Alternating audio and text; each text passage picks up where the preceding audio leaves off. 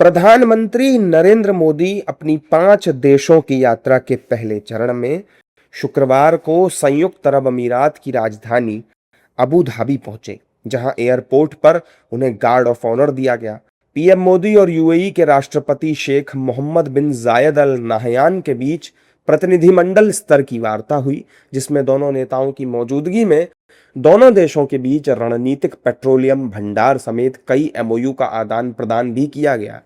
इस दौरान पीएम मोदी ने शानदार स्वागत के लिए यूएई के राष्ट्रपति का धन्यवाद किया। प्रधानमंत्री ने बीते दिनों प्राकृतिक आपदा के पीड़ित परिवारों के प्रति संवेदना जताने के लिए उनका आभार भी जताया। आज भी जिस प्रकार से आपकी वायुसेना के जहाजों ने एस्कॉर्ट किया, ये भारत के लोगों का सम्मान है। आपने पिछले दिनों प्राकृतिक आपदा के कारण कुछ इलाकों में जो परेशानियां आई, उन पीड़ित परिवारों के लिए संवेदना व्यक्त की। इसके लिए भी मैं आपका बहुत बहुत आभारी हूं। पीएम मोदी ने मिडिल ईस्ट के हालातों पर चिंता जताई और यूएई पर हमले की निंदा की। साथ ही यूएई की सरकार द्वारा राष्ट्रीय एकता, सुरक्षा और क्षेत्रीय अखंडता बनाए रखने के लिए उठाए गए कदमों की सराहना भी उन्होंने की। यूएई पर हुए हमलों की हम कठोर निंदा करते हैं। यूएई को जिस तरह निशाना बनाया गया है, ये किसी भी रूप में स्वीकार्य नहीं है। ब्रदर, इन कठिन परिस्थितियों में आपने जिस संयम,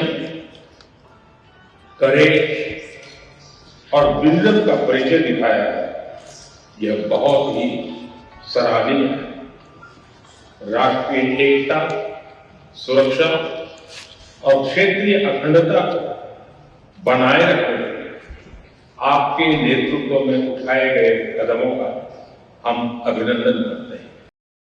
प्रधानमंत्री मोदी ने कहा कि भारत ने मुद्दों को सुलझाने के लिए हमेशा डायलॉग और डिप्लोमेसी को प्राथमिकता दी है।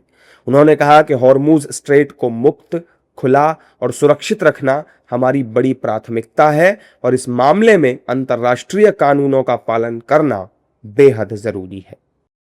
भारत ने हमेशा समस्याओं के समाधान के लिए डायलॉग और डिप्लोमेसी को प्राथमिकता दी है। हॉर्मुज को फ्री, ओपन और सेफ बनाए रखना, ये हमारी सबसे बड़ी प्राथमिकता है। इस विषय में अंतर्राष्ट्रीय कानूनों का पालन आवश्यक है। ब्रदर, भारत हर परिस्थिति में यूएई के साथ कंधे से कंधा मिलाकर खड़ा है और आगे भी खड़ा रहेगा। जाहिर है कि प्रधानमंत्री मोदी की 5 देशों की ये यात्रा का पहला पड़ाव है।